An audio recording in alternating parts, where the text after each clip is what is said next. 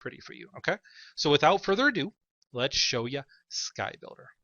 Now for the sake of this demonstration, what I'm going to do is I'm just going to go and walk you through creating a new app. So we're going to go create a new app as we go along. Okay. So let's go ahead and click the create a new app button up there. Okay. Very, very simple stuff. Okay. Okay. So now when we're creating a new app, what we got to do is we got to go and start filling in fields. Now, when you go to create an app, you're normally going to have a lot of this information ready already. You're already going to know what you're creating an app for. Maybe you have a client that just paid you $1,000 to go make an app for them, or maybe you have a whole list of different niches that you want to do apps in, so you have different stuff ready. In this case, I just went to the Whole Foods Market website, and I'm just pretending that Whole Foods Market is one of my clients. For those of you who don't know Whole Foods Market, they're a healthy supermarket chain in the United States. I'm just pretending that Whole Foods Market came to me and they paid my consulting fee of like $20,000, and they're like, Greg, you go create us a mobile app. I'm like, sure, Whole Foods, give me $20,000 and let me open up SkyBuilder. Okay, so the app title, let's just type this in here, Whole Foods Market. Okay. Okay, app description. I'm just going to fill in some general information. All about Whole Foods Market and healthy eating and living. Download this app to keep up to date. Okay, and obviously we'll work more on the app description because that's going to be in the the marketplace description. So you want to have something that's engaging and such. We're just putting in some filler in there. The next thing you want to do is go ahead and choose an app icon. Okay, I don't really have an app icon right now, so let's just go ahead and pick one from. Let's just go pick one that I have on my desktop. So we could just go pick a general one. Okay, here's some penguins. Okay. It's gonna go resize it and all that. It's not gonna be the right dimensions, but we'll just go ahead and fill that in there, okay? Now the next thing I want to do is I want to determine if I want this app for the iPhone, for the iPad, or for the Android, because it's a different compiling process. Now we could obviously do it for all three. For some reason you only want it for the iPhone or the iPad, you only click one. Maybe you have a client and they're only going to pay you for doing it for the iPhone, and then later they do it for the Android. You just come back and click a few buttons. But for now, let's just say this is an iPhone app and an Android app, okay? Then we click the little save and continue button and go to the next page. And we get to this page, which is where you're going to go and do the splash screen. The splash screen is that first page that everybody goes and sees when they go ahead and open up your app. So here you're going to go customize what everybody's going to go see when they get to that screen. Okay. So the first thing you want to do is customize your launch tab title. So what's it going to be called? Just call Whole Foods app. We're not getting very creative here. We're just blurring through it. Okay. URL for social sharing. Throughout the app, there's going to be places where people can go ahead and share. What you're going to need to do is go ahead and put in something. Where do you want them to go and share it? So in this case, let's go ahead and say Whole Foods Market. Okay. Okay. The next we want is a click to call number. The iPhones and the Androids, what you can do is, because if you're making this like for a local business for a client, it's essentially going to be a billboard. So they're going to want a phone number on there that's going to be very, very easy to call. So if your client has a phone number on there that they want you to call, go ahead and put it in there. So let's just do 555-555-7777. Obviously a fake number, but there you go. Okay. A click to email, same thing. If you want it on there, how they can contact you. Okay. WholeFoodsMarket.com. Directions, if you wanted to go and integrate with the GPS directions as well. All they have to do is just click on there, and it's automatically going to show up in their Google Maps or their maps that are integrated onto their phone, so they can get there. So you see what we're doing is, in terms of one way going and building these for clients, we're integrating all these features that make it very, very useful for somebody making an app for somebody for a small business. You can really, really go charge a premium for these apps going out there. Okay, so we can just call it 123 Weirding Way, San Jose, California 95128, for example. Okay, The next thing is the launch image. This is the image that's going to be showing on the main screen when the app goes and launches. Okay, let's just go ahead and choose my file there. I get an image there about berries. Very, very cool. And let's go ahead and save and continue. Okay. Okay. So now the next thing we're going to do, now again, I know this doesn't look very nice, but I promise, guys, we're going to make it really, really pretty. You can see we just have like filler text in here because I haven't done the directions, but I wanted to get this to you really quick and show you what it actually does. This is just, cosmetic kind of stuff, which we're going to make really, really pretty later. Okay. The next thing we're going to go do is we could choose which modules we want on there. So if you've ever been in an iPhone app, you can go and choose which modules. So I'm going to just briefly go through all of these and we can go and select some of them, okay? The first thing we can do is we can go ahead and select content feeds. So simply by going and putting in a keyword, what it does is it actually goes and populates with stories or whatever based around that keyword. So you could have news, events, local news, local events, I think daily deals, that kind of stuff, or blog feeds. So you're actually going and dynamically populating your app with different sorts of feeds based on keywords. Again, there's a lot of features in here, and it really depends how you're going to use it, depending on which features you're going to use. You're not going to want to use all these features for everything, but for depending on, excuse me, on your business model, you're going to use some of them. Okay. The next thing you're going to do is, do you have a photo gallery? GPS coupons, that's something we're going to cover in the training. We're going to go through right now. And upsell and cross-sell. Maybe you have a free app and you want to go and upsell it to a paid app or go and promote an affiliate promotion of someone else's app. You simply just go and click that little box, okay? Next thing is if you have a social media account that you want to promote directly, like from Twitter, Facebook, or YouTube, okay? Social media keywords means that it's not going to promote your account directly, but I could put in a keyword like into like YouTube, like carrot or something, and I'm going to get a bunch of videos about carrots. With social media accounts, I would actually go and put the name of my account in there. It would actually pull my videos from my account, okay? Down here, business information, general stuff about us, contact us, which is automatically going to go email, opening hours, testimonials, web page, contact form, all completely integrated. Okay. Now let's just go make let's just make a really, really simple app. I'm not going to use all the features right now, but I'm just going to use a few to kind of show you generally what's going on here. Okay, so let's pick some news keywords. Let's see what else here. Let's do a photo gallery. Let's do my Facebook account, and let's just do a Twitter keyword, and then how about an about us? Okay. So again, we can use, just like with Mage or something, you can use all of them or not. Depends. I found that you don't want to overload your app with too many tabs because, like on the iPhone, for example, I think you can only keep 5 of these on the screen, and then there's a more button. So if you put too many on, a lot of them are going to get lost. So it's really, really recommended, depending on what type of app you're making, that you really, really go and laser focus. You really, really go and laser focus what you're doing. Okay. So let's go ahead and click save and continue. Okay, so now what we're going to do is we're going to go ahead and customize each one of the modules. To do this, we're going to need a master keyword. So let's just say Whole Foods and a master address. See, guys, this looks familiar. It's like Mage, but for mobile apps, and it's called SkyBuilder. You see where we're going, and this is why I wanted to show it to you, and why I was so excited about it. Is we're really, really taking this to the next level. Okay, so let's just go ahead and have fun and customize our stuff. Okay, click to customize news. Okay. Okay. What keywords do we want for news? Do we want to? Let's just do carrot. Let's see what happens. Carrots.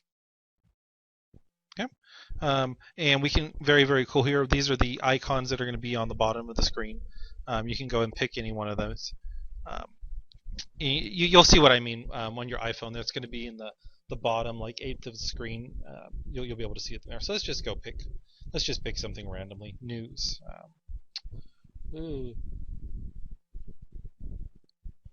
See if we can find something that represents news. Okay. How about these sunglasses? These sunglasses look like they're good news, don't they? Okay. Let's go pick the sunglasses. And we'll go ahead and click submit there. Oh, lost it. Still loading. Okay. So now news is going to be represented by those sunglasses, okay? And the keyword is going to be carrots, okay? And what's very, very cool is it can actually go and show you a preview what it's going to look like, okay? So you can see here down, that's what I meant by the tab. It shows news down there. And then with the keyword carrot, it went and pulled all this different news related to carrots, okay? Lasagna with roasted eggplant, mushrooms, and carrots from the New York Times. Spiced carrots and pumpkin tart from taste.com. Never let anybody make you a carrot, whatever that means. Artichoke carrot feed. So you can see what it does is it pulls relevant feeds and articles based around your keyword, okay? So that's very, very cool stuff. And you can do other keywords or stuff. So let's just leave it as carrots for now, okay? Let's go ahead and return to the tab list. So you can see that one. There's that little checkbox there, and everything's good. Now what we're going to do is let's just go ahead and do our photo gallery, okay? And we're going to go and pick, this is going to pull photos automatically from Flickr to go ahead and populate it. You can pick if you want it from an original individual account, pull from a Flickr account. So right now the Flickr account we want is the Whole Foods account here. So the name of the Whole Foods account is whole_foods. So all you got to do is stick in that right there. Let's just do photos. Foodie. Let's just call it foodies. Okay? And let's do a save and reload and see how that works.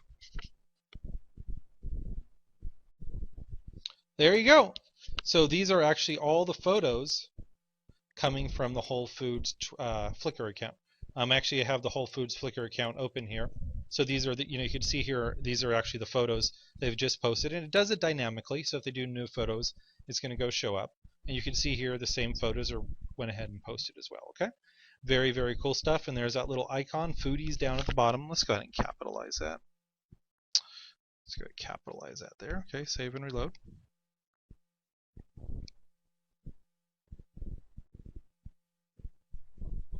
And let's go back to the tab list. So now we have two tabs. We have news about carrots and foods from Whole Foods, okay? The next thing we want to do is we just want to add the Whole Foods Facebook account, okay? In the Facebook account, I went and found it. I found it earlier somewhere around here. Oh, it's facebook.com/Whole Foods, okay? Let's just go ahead and open that over there. Yeah, very, very cool stuff. So what this is going to do is this is going to go ahead and link in to the Whole Foods Facebook account. So let's go ahead and add that in there. And we'll leave the Facebook icon up there. And we just hit save and reload.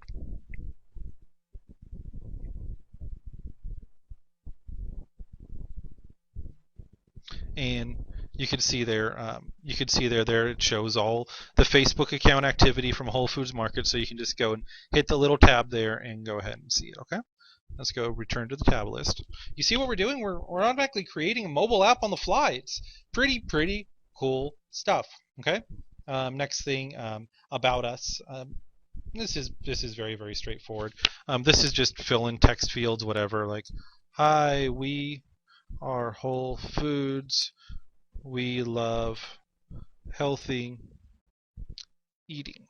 Okay, and you can contact us, etc., etc. Okay, and it's kind of just a general blank text space. You can put in any information you want.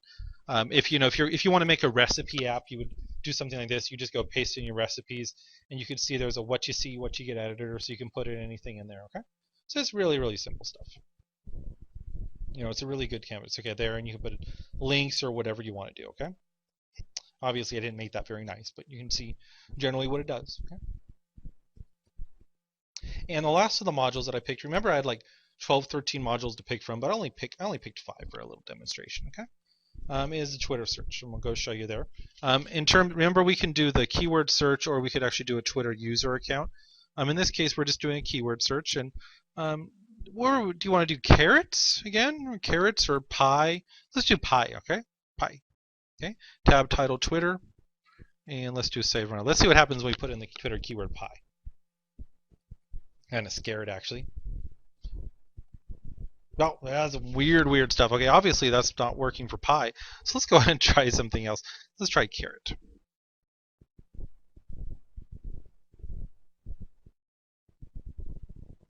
There you go. I'm offering a red velvet cupcakes and carrot cupcakes, both with cream shade frosting, blah, blah, blah. Okay, there. So what it's doing is it's pulling posts based on carrots. You can see here all the different carrots coming in are actually coming in a real-time feed from Twitter. So you can also put in people's usernames if you want to just follow the posts coming from those people or such, okay?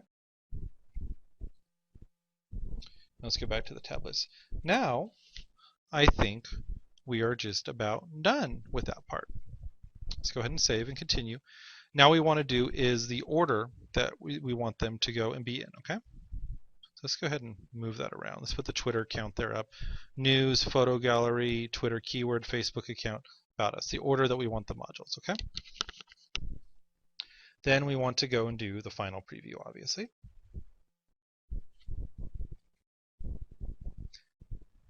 And this goes and shows you our basic app, okay?